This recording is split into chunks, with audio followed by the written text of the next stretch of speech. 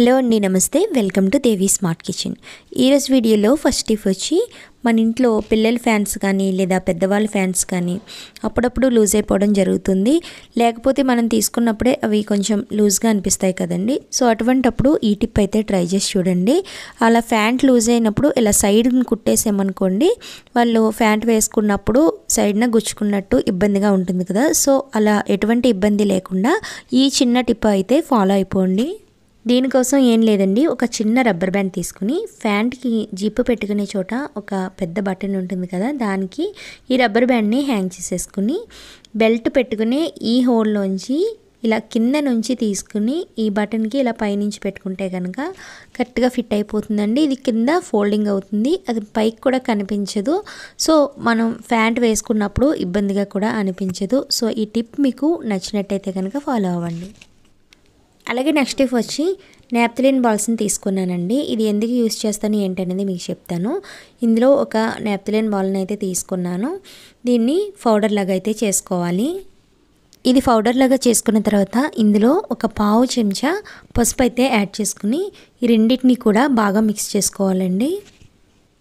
ఇలా మిక్స్ చేసుకున్న తర్వాత ఇవి మనకి ఎన్ని పొట్లాలు అవసరమో అన్ని పొట్లాలని ఈ విధంగా చుట్టుకోవాలి. సో ఇవి ఎందుకంటే మన ఇంట్లో బొద్దింకలు అయితే ఎక్కువగా తిరుగుతూ ఉంటాయి కదండి. బొద్దింకలు ఈ ఘాటు వాసనగా అయితే పారిపోతాయి అన్నమాట. ఇలా పొట్లాలని ఈ విధంగా చుట్టుకున్న తర్వాత పిన్తో ఈ విధంగా హోల్స్ పెట్టుకోవాలండి. ఎందుకంటే లోపల ఉన్న ఫ్లేవర్ బయటికి స్ప్రెడ్ అవ్వాలి కదా, అందుకోసం ఈ పొట్లాలకి హోల్స్ అయితే పెడుతున్నాను. మన ఇంట్లో బొద్దింకలు ఏ ప్లేస్ నుంచి ఎక్కువ వస్తాయో చూసుకుని ఆ ప్లేస్లో పెట్టుకోవాలండి. ఇక్కడ నేను కిచెన్ సింక్ దగ్గర కింద డౌన్లో పెట్టుకున్నాను, అలాగే ఫ్రిడ్జ్ కింద పెట్టుకున్నాను. అలాగే మిగిలిన ఎక్స్ట్రా పౌడర్ ఉంటే నైట్ పడుకునే ముందు సింక్లో ఈ పౌడర్ని వేసేసుకుంటే కనుక సింక్లో నుంచి వచ్చే బొద్దింకలు కూడా రాకుండా ఉంటాయండి. ఈ టిప్ కూడా మీకు యూజ్ అవుతుంది అనుకుంటే కనుక ట్రై చేయండి. అలాగే నెక్స్ట్ టిప్ వచ్చి మనం చింతపండుని ఎక్కువ క్వాంటిటీలో తెచ్చుకున్నప్పుడు దాన్ని అలాగే స్టోర్ చేసుకుంటూ ఉంటాం కదండి. అలా స్టోర్ చేసుకున్నప్పుడు కొన్ని రోజులకి చింతపండుకి పురుగు అనేది పట్టేస్తుంది. సో దాన్ని మొత్తం కూడా పడేయవలసి వస్తుంది కదా. సో అలా జరగకుండా ఉండాలంటే ఈ చిన్న టిప్ అయితే ఫాలో అయిపోండి. చింతపండుని తీసుకుని ఇందులోకి కొద్దిగా కళ్ళుప్పుని అయితే వేసుకోవాలండి. కళ్ళుప్పు వేసుకుని చింతపండు మొత్తం కూడా కలిసేటట్టు ఈ విధంగా కలుపుకోవాలి. ఇలా కళ్ళుప్పు కలుపుకున్న తర్వాత దీన్ని ఇప్పుడు ఒక బాల్ లాగా చేసేసుకుని మన ఇంట్లో కవర్స్ ఉంటాయి కదండి, కవర్లో ఈ విధంగా అయితే పెట్టేసుకుని స్టోర్ చేసుకుంటే ఎన్నాళ్ళైనా సరే చింతపండు అనేది పాడవకుండా, చెడిపోకుండా, పురుగు పట్టకుండా ఉంటుంది. ఈ టిప్ మీకు యూజ్ అవుతుంది అనుకుంటే ట్రై చేయండి. అలాగే నెక్స్ట్ టిప్ వచ్చి మన ఇంట్లో శారీ ఫాల్ని కుట్టవలసి వచ్చినప్పుడు శారీ అందులోకి ఇలా సాఫ్ట్గా ఉంటే కనుక శారీ ఫాల్ కుట్టడం అనేది మనకు కాస్త ఇబ్బంది అవుతుంది కదండి. ఫాల్ కుట్టినప్పుడు సరిగ్గా రాదు. సో దానికోసం మీరు ఈ టిప్ అయితే ట్రై చేసి చూడండి. దీనికోసం ఏం లేదండి, మన ఇంట్లో ఉన్న దువ్వెన తీసుకుని ఈ దువ్వెన్ని మిషన్కి ఈ విధంగా సెట్ చేసుకోవాలి. ఈ మిషన్ నీడిల్ ఉంటుంది కదండి, అక్కడ దువ్వెన్ని ఈ విధంగా పెట్టేసుకుని ఒక ప్లాస్టర్ లాంటిది వేసేసుకుంటే కనుక ఈ దువ్వెన అనేది కదలకుండా ఉంటుంది. చూసారు కదండి, దువ్వెన్ని ఈ విధంగా పెట్టుకోవడం వలన మనం దువ్వెన్ని జరిపినా కూడా అస్సలు కదలనే కదలదు.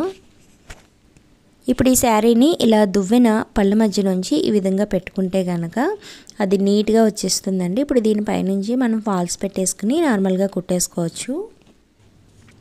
ఇక్కడ ఈ దువ్వెన పళ్ళ మధ్యలోంచి ఈ శారీ రావడం వలన గ్రిప్పింగ్ ఉంటుంది కాబట్టి మనకి శారీ అనేది అస్సలు కదలనండి. ఫాల్ కూడా చాలా నీట్గా వచ్చేస్తుంది. అలాగే రెండో వైపు కూడా శారీ ఫాల్ కుట్టుకోవడానికి ఇది మామూలుగా నార్మల్గా మనం కుట్టేసుకోవచ్చండి. కింద దువ్వెన ఉంటుంది కాబట్టి సో సపోర్ట్ ఉండడం వలన మనకి శారీ ఫాల్ అనేది అస్సలు కదలకుండా చాలా నీట్గా వచ్చేస్తుంది. ఇప్పుడు నేను కుట్టి చూపిస్తాను చూడండి. చూసారు కదండి, దువ్వెన సహాయంతో మనం శారీ ఫాల్ని చాలా ఈజీగా కుట్టేసుకోవచ్చు. అది ఎంత సాఫ్ట్గా ఉన్న శారీ అయినా సరే మనం ఈ విధంగా సెట్ చేసుకుంటే కనుక శారీ ఫాల్ అనేది చాలా నీట్గా వస్తుంది. ఈ టిప్ మీకు యూజ్ అవుతుంది అనుకుంటే కనుక తప్పకుండా ట్రై చేయండి. అలాగే నెక్స్ట్ టిప్ వచ్చి మన ఇంట్లో నెయ్యి అయితే వాడుతూ ఉంటాం కదండి. దీన్ని ఫ్రిడ్జ్లో పెట్టుకుంటూ ఉంటాము. ఫ్రిడ్జ్లో పెట్టడం వలన ఇది గడ్డలా కట్టేస్తుంది.